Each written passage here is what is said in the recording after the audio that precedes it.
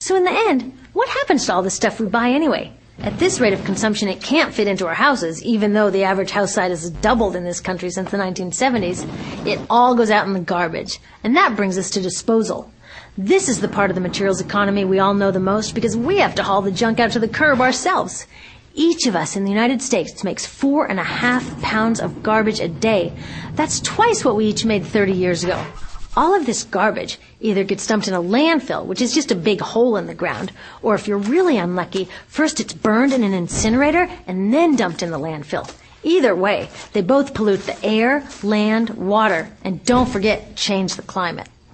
Incineration is really bad. Remember those toxics back in the production stage? Well, burning the garbage releases the toxics up into the air. Even worse, it makes new super toxics, like dioxin. Dioxin is the most toxic man-made substance known to science, and incinerators are the #1 source of dioxin. That means that we could stop the #1 source of the most toxic man-made substance known just by stopping burning the trash. We could stop it today. Now, some companies don't want to deal with building landfills and incinerators here, so they just export the disposal too. What about recycling? Does recycling help? Yes, recycling helps. Recycling reduces the garbage at this end, and it reduces the pressure to mine and harvest new stuff at this end. Yes, yes, yes, we should all recycle, but recycling is not enough. Recycling will never be enough for a couple reasons. First, the waste coming out of our houses is just the tip of the iceberg. For every 1 garbage can of waste you put out on the curb, 70 garbage cans of waste were made upstream just to make the junk in that 1 garbage can you put out on the curb.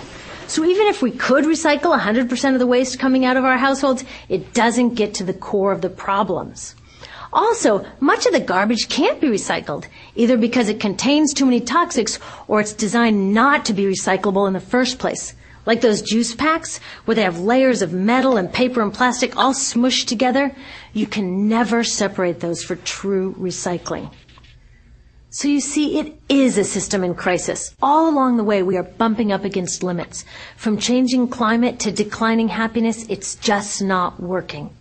But the good thing about such an all-pervasive problem is that there are so many points of intervention. There are people working here on saving forests and here on clean production, people working on labor rights and fair trade and conscious consuming and blocking landfills and incinerators, and very importantly, on taking back our government so that it really is by the people and for the people. All of this work is critically important, but things are really going to start moving when we see the connections, when we see the big picture.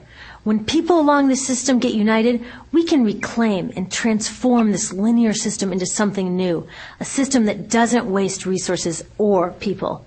Because what we really need to chuck is that old school throwaway mindset. There's a new school of thinking on this stuff, and it's based on sustainability and equity, green chemistry, zero waste, closed-loop production, renewable energy, local living economies. It's already happening.